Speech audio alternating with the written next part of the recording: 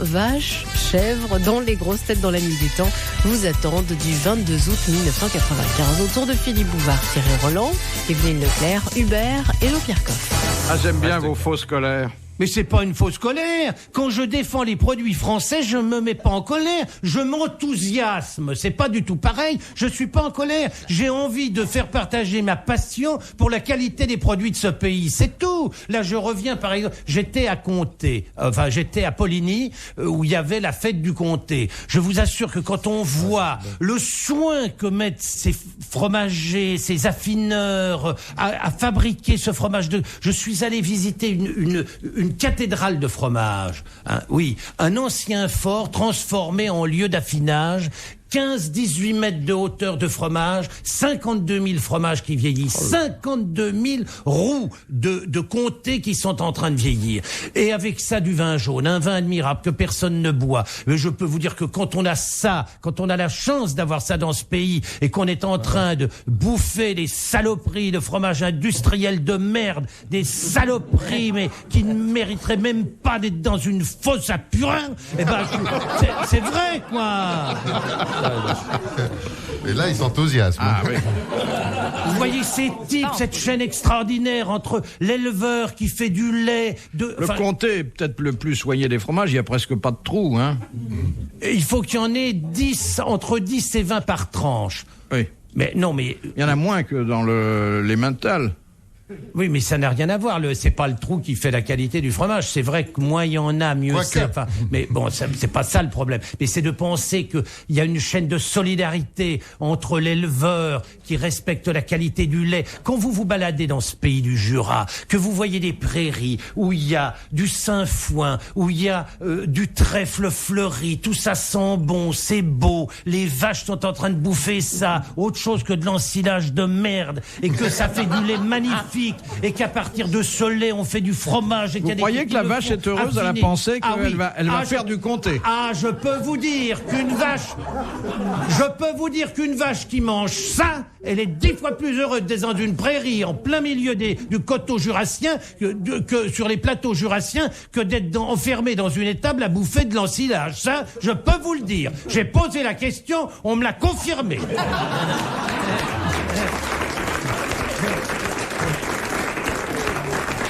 Et c'est beau, une vache heureuse, hein? Mais parce que vous êtes un citadin, vous n'êtes pas sensible à ça. Quand vous voyez ces 15, 20, des troupeaux de 50 bêtes qui sont là en train de fouler ces magnifiques prairies. Mais on voit des bêtes heureuses, le poil reluit. Moi, j'adore les vaches. Je trouve que c'est un animal... Ah, vous aimez la vache? Oh, j'aime les vaches, j'adore ça. Plus que la chèvre.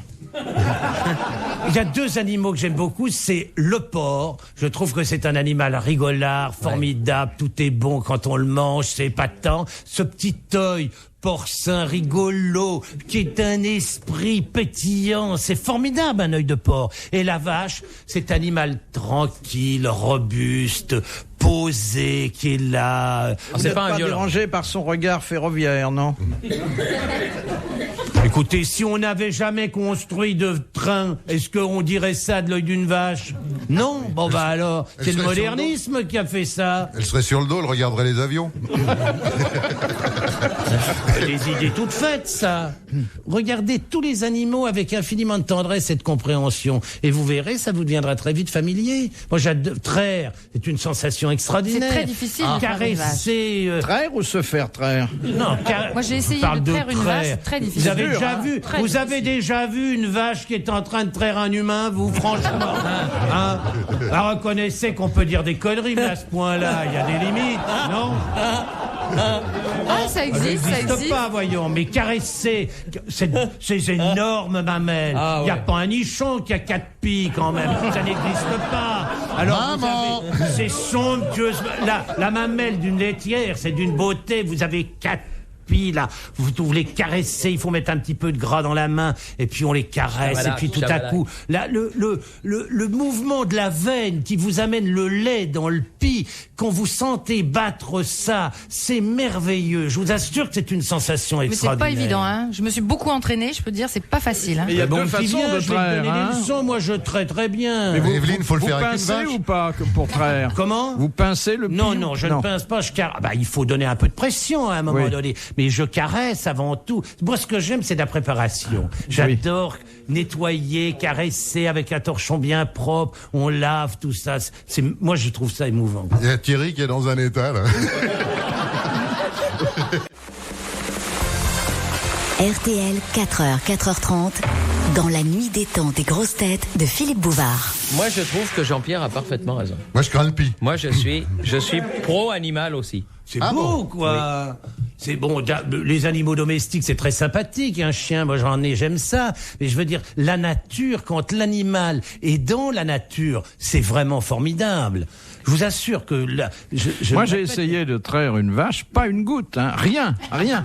Alors, il faut lui être sympathique pour qu'elle accepte de... Non, c'est une petite technique, évidemment. Ça, il faut, vous apprendriez en 2 minutes. Il suffit qu'il y ait un type un peu malin qui Et vous la apprenne. traite électrique, qu'est-ce que vous en pensez? L'intérêt de la machine, c'est que c'est un mouvement extrêmement régulier, c'est qu'on va jusqu'à l'extrémité, qu'on récupère la dernière goutte de lait. Je suis pas sûr, par exemple, vous savez la rebloche qui servait à faire le reblochon dans le temps, c'est-à-dire ce que les paysans, les gars qui montaient les bêtes dans les alpages, qu'on laissait toujours un petit peu de lait dans la mamelle, et puis dès que le patron était venu relever les compteurs, si je puis dire, retrayait derrière, et puis il faisait du fromage. Reblochon, la rebloche, c'est ça. Bon, alors il y en a plus maintenant. Il y a pas de treilleuse automatique dans les alpages, mais il y aurait eu ça. Voilà un fromage que nous n'aurions pas eu, par exemple. C'est bon, Donc, et probablement qu'il n'y a pas grande différence pour l'animal d'être trait à la main ou à la machine.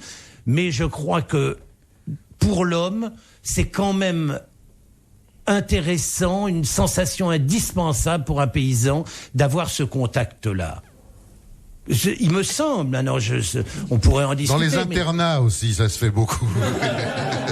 Dans les dortoirs. On peut dire, il y aurait une masturbeuse automatique. Vous savez, je vous ai raconté l'histoire de un jour, je vais à... Rebois un petit canon. Un jour, je vais dans une entreprise qui faisait des dadonos d'un jour. Et puis, là, il y avait, donc, dadonos d'un jour, ça veut dire qu'il y avait des dindes qui pondaient, qu'il y avait des dindons qui tiraient comme des cinglés. Mais alors, ces malheureux étaient masturbés. Alors, c'était d'exquises petites jeunes filles, 17-18 ans, habillées comme on habillait le personnel au début du siècle, c'est-à-dire avec une petite, vous savez, une petite coiffe blanche, une blouse blanche à tablier, qui prenait ces immondes bêtes, des monstres qui faisaient 15 kilos couverts d'œdème parce que bourrés de vitamines, et qui se les mettaient sur les genoux. Vous imaginez, d'un dindon n'a rien à voir avec celle de l'arquet, hein, je vous le dis tout de suite. Alors, fallait aller la chercher, hein. Alors, C'est devenu une référence, hein. récupérait le sperme, et puis ensuite, il y avait l'instime. Et alors, c'était tout à fait surprenant. Et je dis au patron de cette entreprise, je dis, mais qu'est-ce que vous mettez sur les feuilles de paye de ces jeunes filles? Elles sont quoi, finalement? Alors, il me dit, nous mettons manipulatrice. J'avais trouvé ça Ouais, puis un jour, elle quittait l'entreprise parce qu'elle en avait assez de tirer le diable par la queue. Non, mais vous imaginez quand elle rentrait chez elle. Si t'as l'adresse, Thierry et moi, on va bien se mettre des poules des plumes et faire... Ah, tu fais bien le dindon, mais tu serais surprise quand même. Question de Monsieur Rapin. Quelle est l'heure? Pardon de vous avoir embêté avec Pas le même petit- pas Non, du là, tout, mais on a je vibré sais. avec vous dans la Ça fait traite. rien. Si t'as quelque chose à ajouter, Je vas-y. sais que ça sera coupé de toute Pas façon. du Ce tout, que pas je dis du tout. n'intéresse Je veux jamais dire, personne. c'était un extraordinaire moment qui nous a rapprochés de la nature. C'est vrai. C'est vrai. Hein? Puis moi, ça m'ouvre des horizons, hein. Manipulatrice. Non mais De dindon. quelquefois, je sais quelquefois, j'écoute. Et qu'est-ce que j'entends? Je me dis, ah tiens, c'était le jour où j'ai parlé de ça. Et c'est coupé. Non, pas du tout. On ne Non, met non. pas mes textes. Dès l'instant où je ne parle pas de cul, dès l'instant où j'essaie de parler de choses sérieuses, élever le débat, pas beaucoup, hein, monter d'un tout petit poil à un Oui, centimètre. bien sûr. Alors à ce Ça commence, moment-là, un petit poil. clac, clac, clac, clac, clac, on coupe. Et ça me fait de la peine, je vous le dis franchement. On vous laissera vos masturbatrices de dindon. Ah oui, ça, j'entends bien. Mais je suis pas sûr que le comté... Hein. Mais enfin, bon. C'est beau un animal dans la nature. Regarde le ténia, par exemple. Question donc de Monsieur Rapin. Quelle est l'œuvre la plus connue du Pardon de vous avoir interrompu. Excusez-moi.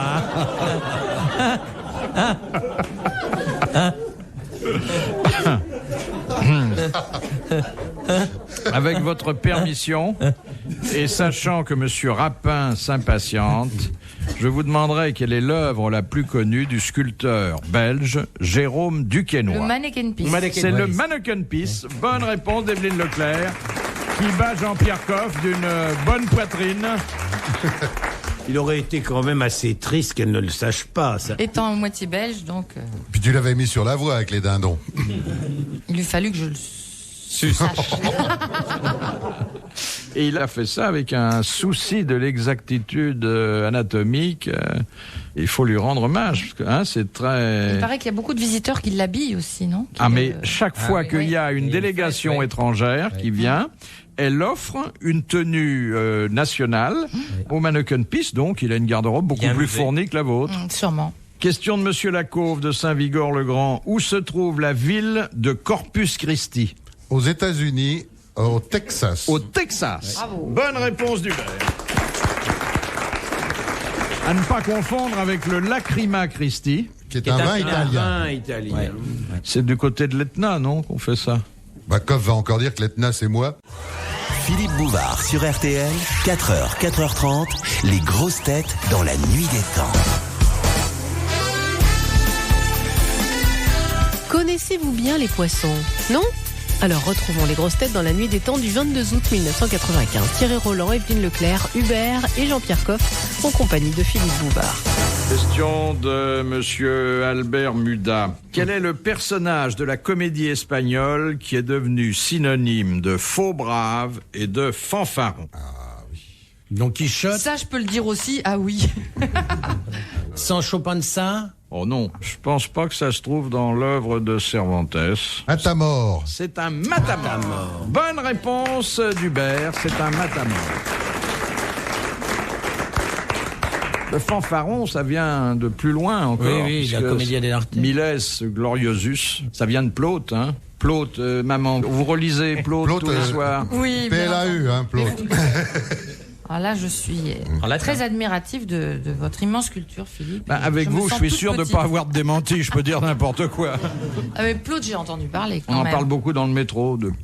Oh, il y en a des fanfarons. Chez les pêcheurs et les chasseurs, le type qui va à la pêche, et il rencontre son copain, il dit, j'étais à la pêche, j'ai pris une truite d'1,10 m. Donc tu dis, non mais 1,10 m. Il dit, ah bon, moi j'ai été à la chasse. Et d'un seul coup, je vois un énorme animal qui m'arrive dessus, j'épaule, je tire, paf, je le descends. Erreur, c'était une vache. Oh, t'exagères peut-être un peu. Non. Alors je creuse vite un trou pour pas être embêté. Hop, je mets la vache dans le trou. Et à ce moment-là, il y a un paysan qui arrive au moment où j'étais en train de recouvrir le dernier sabot. Il dit alors, qu'est-ce que t'as fait? Il dit le paysan, il a commencé à m'engueuler, je me suis retourné avec le fusil, paf, le coup est parti, j'ai flingué le paysan. Et alors, il dit, j'ai agrandi le trou, puis j'ai mis le paysan. Et à ce moment-là, il y avait le chapeau qui était presque enterré, il y a sa femme qui arrive.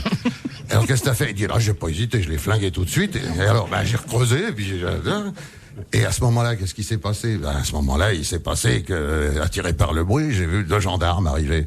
Et alors, j'ai rechargé, boum, les 2 gendarmes. Et alors, j'en avais marre de creuser, hein, alors j'ai enterré les 2 gendarmes. Et hop, et vas-y. Et alors, il y avait juste un dernier képi qui dépassait, et à ce moment-là, il y a une petite fille et son petit frère qui arrivait, et il dit, oh non, pas les gosses, non, pas les gosses. Il dit alors, ou tu réduis la truite, ou je fais un massacre.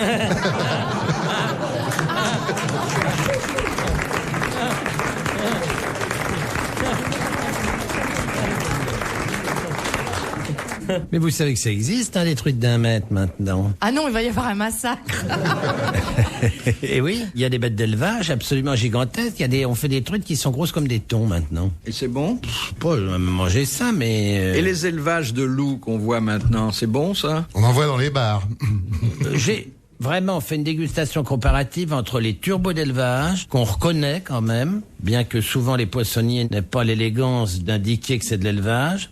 Vous avez sur la partie blanche du turbo, c'est-à-dire la partie qui n'a pas d'œil. C'est que le turbo, au bout de 3 semaines, il a l'œil du côté droit qui vient rejoindre l'œil du côté gauche et la narine qui se tourne également. C'est-à-dire que ce poisson plat a les 2 yeux sur le dessus et les 2 narines sur le dessus et en dessous n'a rien. Vous n'avez jamais remarqué ça? Ah là là. Et alors, il a les premiers symptômes. Hein. sur la partie blanche de la bête, On regarde pas assez le poisson avant de le manger. Seulement, il faut attendre 3 semaines. Hein. Vous devriez vraiment regarder l'œil parce que c'est véritablement là où on voit si c'est frais ou pas. Oui. Et donc, sur la partie qui est au sol, sur le fond généralement sableux, vous avez sur les poissons d'élevage une sorte de rond comme ça, un peu plus foncé, comme un cercle qui est là au milieu. Et là, on arrive à reconnaître un poisson d'élevage d'un poisson de sauvage. Et j'ai fait une dégustation comparée. Nous avons trouvé avec 1 ou 2 amis que effectivement c'était moins délicat un poisson d'élevage. S'il a un petit goût de gazole, c'est un turbo diesel. On élève tout maintenant. La plus grosse production de crevettes du monde, ce sont des crevettes d'élevage, ce ne sont pas des crevettes sauvages. Mais écoutez, on a tellement dépeuplé ces fonds marins, on a tellement pêché. C'est pas parce qu'un poisson fait 1 million d'œufs par ponte qu'il y a 1 million de poissons qui vont atteindre la taille adulte. Il y a un énorme déchet dans l'œuf de poisson. Oui, surtout qu'il n'y a personne pour guider le poisson quand il copule. Les sturgeons, c'est par marrant exemple, parce que c'est toujours pareil. Dès l'instant Dès qu'on essaye de s'élever un peu. on essaie de... Ah, évidemment, je vous parlerai de la taille moyenne des Américains qui est de 12 degrés. Là, ça vous fait rigoler et ça vous intéresse. Mais là, on est en train de parler de choses sérieuses qui concernent le quotidien des Français, la qualité du poisson. C'est fini, ça ne vous intéresse pas. Et vous ramenez ça au cul. Pas du tout. Ah, comment? Bah si, vous dites ça. Encore que la crevette, il y aurait beaucoup de choses à dire. Mais on ne les dira pas par respect. Ah, ce que ça m'énerve. Ah oui, mais je sens bien. Hein. Moi, je te comprends, moi. Je suis navré. Enfin, c'est quand même intéressant entre 2 histoires de... Mais oui. Attendez, regardez le public. La sensation de ne pas avoir perdu son après-midi aujourd'hui. J'espère bien. Il a appris sur la crevette des choses Depuis le temps formidables. qu'on parle de cul dans cette émission, ils doivent savoir comment on s'en sert. Alors que le poisson d'élevage, j'ai jamais entendu parler de ça, ni par Zitro, ni même par Kersozon, ni par aucun de nos camarades ici présents. Donc tout à coup apprendre que ça peut avoir un autre goût, que c'est meilleur, c'est quand même de temps en temps intéressant. Oui, Mais ou oui, non? mais t'as raison. Alors, Mais oui. Pourquoi n'y a-t-il pas des culs d'élevage? Il y a des culs sauvages, ceux qu'on peut pas attraper. Pourquoi n'y a-t-il pas des culs d'élevage?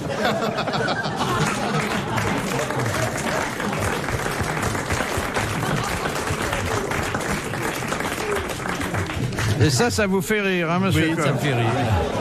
C'est de bon goût. Dernière citation, et celle-là, c'est Madame Fritz de Cornimont qui en a pris la responsabilité. Qui a dit: il avait la mine si piteuse, épargnez-nous la contrepétrie. Il avait la mine si piteuse qu'on aurait dit qu'il avait oublié de se faire enterrer. C'est une dame qui a dit ça? Non, c'est un grand humoriste que nous citons assez souvent. Il est mort, je suppose. Il est mort. Je le sentais comme ça. Français. Tristan Bernard? Français, mort au début du siècle. Alphonse Allais. Non. Et qui avait le génie de la formule. Et d'ailleurs, il nous a laissé un livre qui, bien que datant un siècle, a l'air d'avoir été écrit hier. À Jules Renard. C'est Jules Renard. Oh, belle c'est. Belle et bonne réponse de maman. Bravo, merci. À la prochaine. Retrouvez les grosses têtes dans la nuit des temps sur RTL.fr.